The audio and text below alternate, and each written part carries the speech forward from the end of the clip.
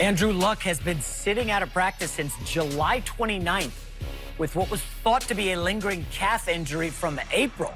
Yesterday, Colts owner Jim Irsay told reporters Luck wasn't dealing with a calf strain, but actually a bone issue instead.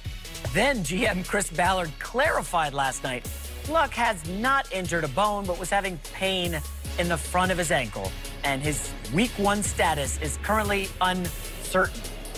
Rob? Oh, boy. How concerned should the Colts be with Andrew Luck's injury?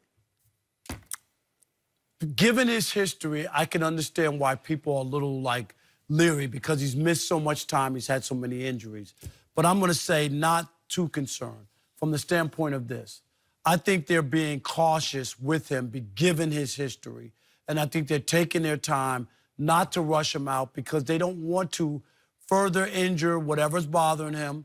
And I think it's more precautionary. Now, I'm not a doctor. I haven't examined him. But I'm just saying. He needs to clarify that, right, Craig? I just need to clarify because I don't want people to be I thought you went to medical school. No. No, okay. It's called the Columbia J School. Journalism. A journalism school.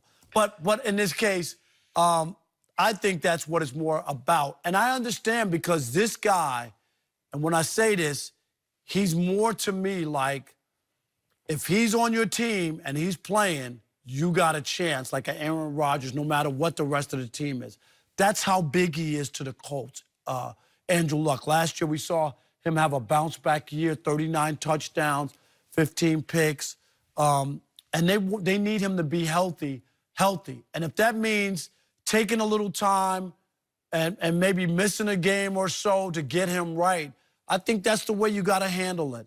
But I'm not ready to panic. Oh, my God, we're going to go through another year of not having Andrew Luck, and it's the end of the world. I just think it's because it's him. People are panicking because of what we see, but I think it's more the right approach to deal with Andrew Luck in this situation. Rob, you have to be concerned because it is Andrew Luck. Because you know this is our guy. This is the franchise. But it's not the same injury is what I'm saying. I don't care what injury it is. I don't care if it was a hair on his head. We have to take care of this. We have to be concerned because this is what makes us go. You mentioned it. With him on the field, we don't know how great they can be. No doubt. That's no doubt. Without him out there, we're not even talking about the Indianapolis Colts. Look at this. In last year, they were 7th in passing, 7th in points, passing yards per game. The year before, when he missed all of 17, they were 30th in both categories, passing yards per game, like total yards. And then the year prior to that, in 16, they were 4th and 9th. So he is a difference maker, regardless of who you have at receiver, regardless of who you have in the backfield. We've seen him do it regardless of who you have up front blocking. That's why I mentioned him in the same breath with Aaron Rodgers. When he's on that team, he's that type of a player that you have to be concerned about his health. And with him, as you mentioned, not taking a snap since, when was it, July? July 29th. You're thinking, like, when are we going to see this guy back at full strength consistently? And that's the thing that starts to draw concerns for me. And another thing, when you have one result coming back as, you know, there may be a bone issue, calf, and now it's ankle. When you start to have some variation in what it is we're looking at from an injury standpoint, now I'm concerned. Is it really what you're looking at? And Kevin Durant just texted me and said, yeah, he's been through that before. You see what I'm saying? It's even worse than that because it's been 5 months, guys, and they still are only finding out now what it is. Rob, how are you not worried about this? We're talking about, hold on, not just a great quarterback, comeback player of the year last year. Oh, the Colts start 1-5, okay? They were getting shelled. They couldn't stop anybody. The defense improves, but Andrew Luck was everything. So what'd they do in the offseason? Well, he needs more guys besides T.Y. Hilton. They go get Devin Funchess, solid receiver. They draft Paris Campbell, who's slaying, by the way. Eric Ebron had an unbelievable year. This is a team built around Luck. Listen, you guys know I do a gambling podcast for FS1. I was in Vegas last month. I bet on several teams to win the Super Bowl. The Colts are one of them. They have one of the best odds to win the Super Bowl. They're not even in the playoff discussion without Andrew Luck. Yeah, but this is big-time seriousness. I get that, but I'm also saying I think that they're taking a cautious approach with him, excuse me, given his history. And then, I mean, you can paint, oh, my God, the sky's falling. You don't know that. And all I'm saying is, if it's the same injury, Greg, I would be with you. But when you talk about something different, you get hurt in football. You get banged up. There's something else going on. And all I'm saying is I think they rather err on the side of caution rather than rushing him out so that you feel good that he's taking snaps in practice. How many times do they when he's not there? Are they going to screw this up? Rob, the shoulder, they screwed it up. They didn't know. Oh, he's coming back. He's coming back. Oh, he's out for the season. Well, the lacerated kidney that he suffered. There was a quote from one of these doctors that said, Luck's injury from the kidney a few years ago was like something somebody gets in a car accident. And the Colts had no clue. They were like, oh, he's almost ready. Oh, no, wait, he's done. They have consistently screwed this guy up, and it's troubling. Last year, Andrew Luck was here's the history right here. This is really devastating. Andrew Luck was the second-best quarterback in the NFL last year against the blitz because his ability to read the defenses and mobility without an ankle injury, he's not going to be mobile. What you just said, they open against Ingram and Bosa and the Chargers. That is a fierce pass rush. If he can't run, I don't want him out there. But see, what you just said is the reason why I like this approach, because before they were always throwing stuff out there, always coming back, he's not ready. And in this case, we don't know. They're not going to do that. They're going to take their time with him. Don't tell people he's coming back and it's nothing. Make sure you know that this guy is going to be in the best shape, and don't put him out there till he's healthy. So holding him back, I get it. You want your reps, Greg, and you want him to be out there with all the other guys, but I think the Colts are doing it the right way.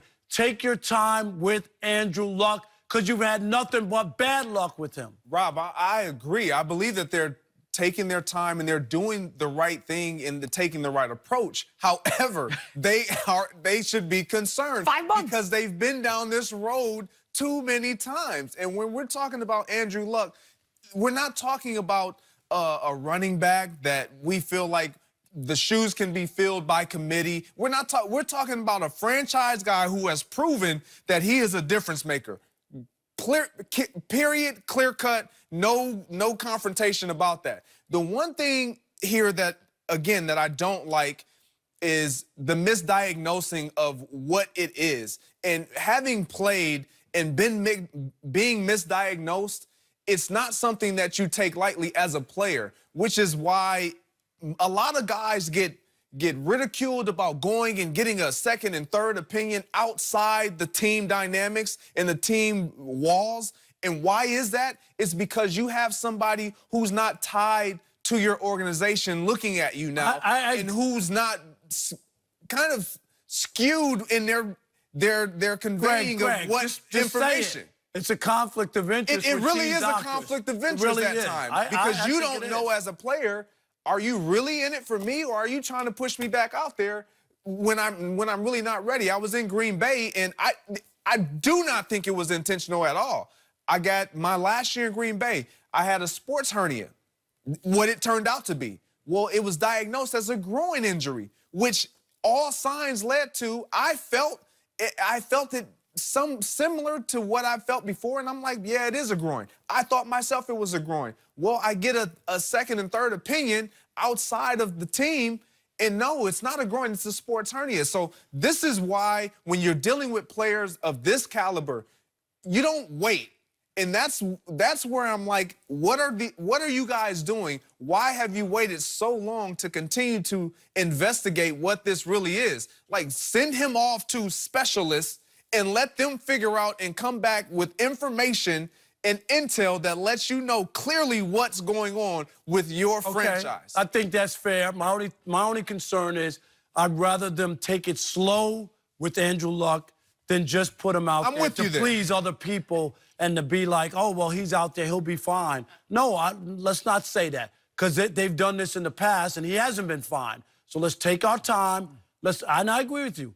Go out and make sure, diagnose it properly, and then get them back. They are taking their time. I mean, they haven't had any clue what the injury's been since March. I mean, 5 months in. I think Greg, it's you this. say that. I mean, Greg, Jason, you say that.